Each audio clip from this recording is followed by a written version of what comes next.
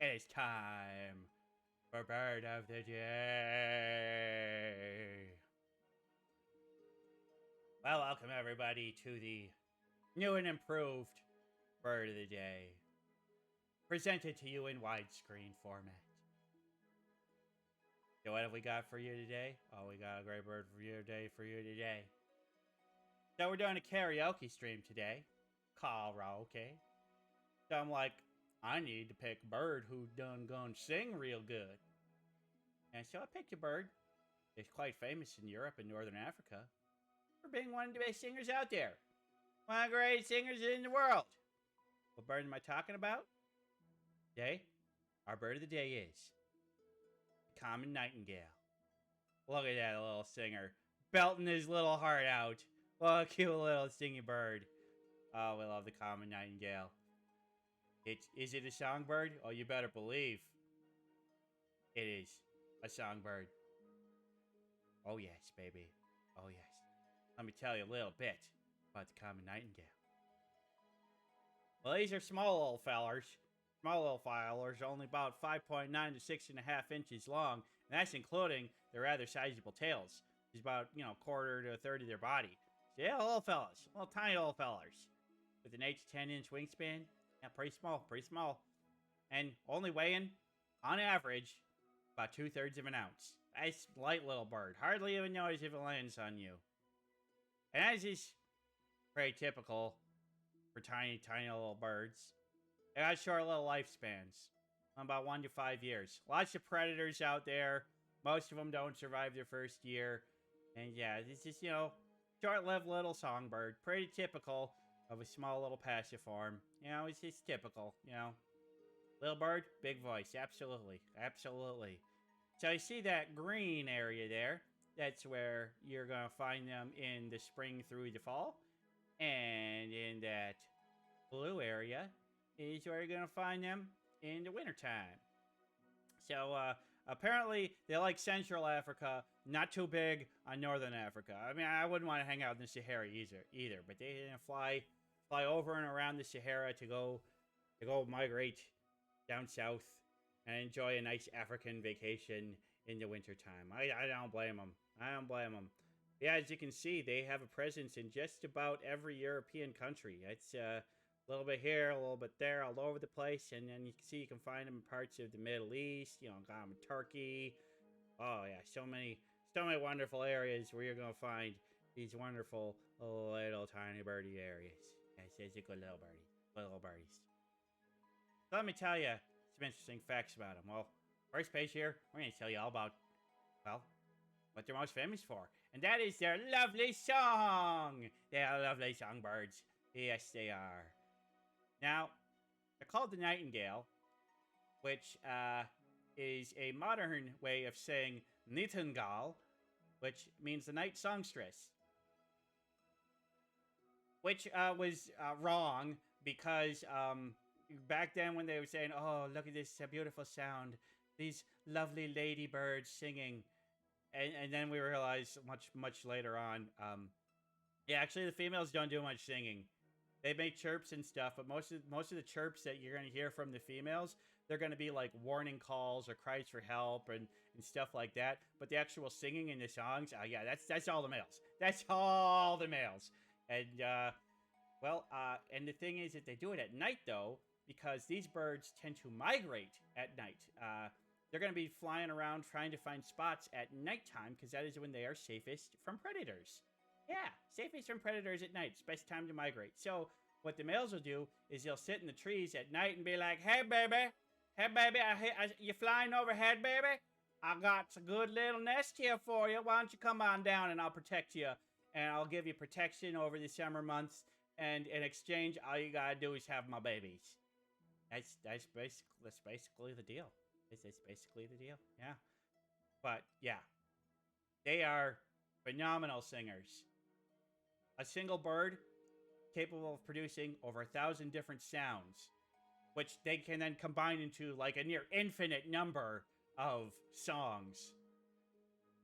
And so they're singing all the time. They got each bird's got like a unique song, and they don't repeat. They just make up unique songs every time. It's so cool. It's so cool. They're wonderful singers, and they're always coming up with really cool songs. And yeah, so just amazing singers. And the very first time that a live recording of a bird singing was ever broadcast over radio was on May 19th, 1924. And it was a nightingale singing alongside a man playing the cello. Isn't that pretty neat? Nightingale, first ever bird on the radio. At least first ever live bird on the radio. It might have been a rebroadcast recording, but no, live broadcast bird. Oh, number one right here, baby. Number one. And so, because of their singing, they've been used as a symbol of poetry and song for millennia. Like, seriously, the nightingale is mentioned as a bird and their songs all the way back in ancient Greek poetry. Yeah, that's right. Homer wrote about these guys. Yeah.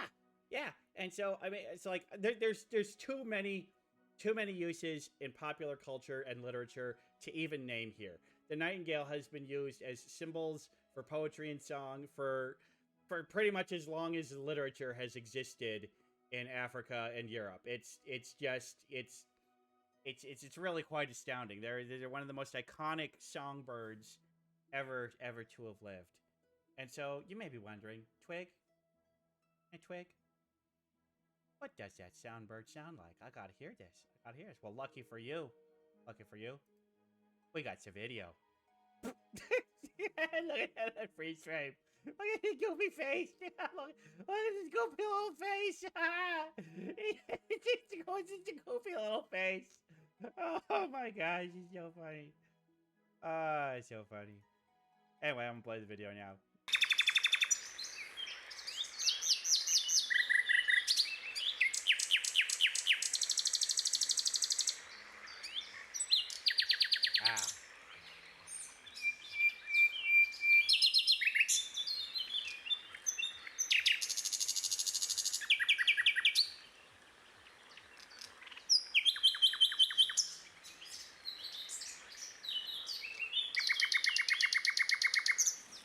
I mean, it might be a laser tag gun. I'm not entirely sure.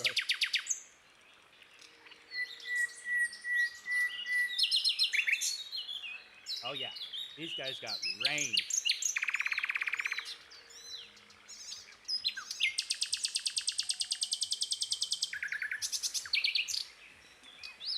Any sound. Yeah, just absolutely. That's crazy. That's nuts. Oh, those birds got such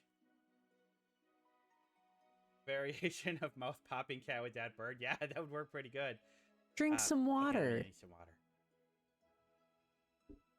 But yeah, that singing, that sounds that they make. I mean, you notice that whole clip there, they really weren't repeating any kind of, like, repeated song. Like, I mean, you hear a chickadee or a cardinal. I mean, so many other birds, you're going to hear, like, a repeated kind of pattern and sound. Now these guys, they're just like, I'm going to make sounds. I'll make sounds. We are making sounds. We are fun making sounds. Having fun making sounds. Wait. Oh, shit. My shit didn't save. That didn't save properly. I had more interesting information. Okay, let's see how much I can remember it. Why did it... God damn it. It deleted the wrong part. I made a copy because there's too much information, and now I've got basically the same information on both things. God damn it. Alright, we're just gonna go this way. But, let's see. What other information did we have about them? Well, I can tell you that, that they are insectivorous animals, and they're going to forage on the ground, and their nests are built close to the ground, and they're usually only going to do one clutch a year, and that clutch is going to have 4 to 5 eggs in it.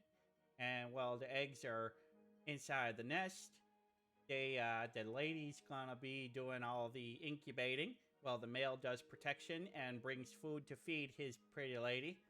And then once the babies are born, both parents will help protect and raise the chicks. Yes, they are also the national bird of the country of Ukraine. How about that? National bird country Ukraine. How about that? So, yeah, they are sweet, good little birds. Wonderful little songbirds. I gotta say, I'm a big fan of the common nightingale. I mean, I love a good bird that this really got some good pipes on him. Really sings a wonderful song. Slava Ukraine! Yeah. Yeah. So, yeah. Really happy to have covered this bird today. It is a wonderful bird. I hope y'all like this bird, because I really like this bird. An uncommon nightingale. Well, there are other species of nightingale, but they are much lower in population, and yeah, slightly different. But yes, there are other species of nightingale. Um, but this is by far the most common. Its population is estimated between, they're really not sure, but they think it's between 40 and 80 million, which for a bird is pretty good. But do you think 40 to 80 million sounds like a lot? They estimated that 50 years ago, their population was over 1 billion. So they've actually seen a very sharp decline in population over the last 50 years. But their populations have become stable. They haven't been dropping as much over the last 5 years because they're stabilized, and because there's over 40 million of the little fellers. They are currently ranked as a species of least concern, but I don't know. I still think a 90% population drop over 50 years is just a tad bit concerning. But it really is mostly due to climate change and habitat loss. They think one of the big problem is deer becoming overpopulated in areas, eat a lot of the stuff that they like to nest in and feed off of. So they actually think deer is one of the biggest problem for them. So it's like people hunt all the wolves, and then you get deer overpopulation, and then deer overpopulation causes problems for all the rest of the animals. Don't get rid of the wolves. They like the wolves. Wolves are good. They have a good part of good usage in the ecosystem. They're important. Wolves are important. But anyway, that's all I gotta say about the nightingale. Like them a lot. Great bird. Wonderful bird. Hope you like the birds as much as I do, because I think they're fantastic. And if you're in Europe, keep an eye out for a little fella, because these little fellers, they blend in. They blend in real good. So you're far more likely to hear them than you are to see them. So keep those ears open, and maybe you'll just see one. And so we're going to call this bird of the day a done.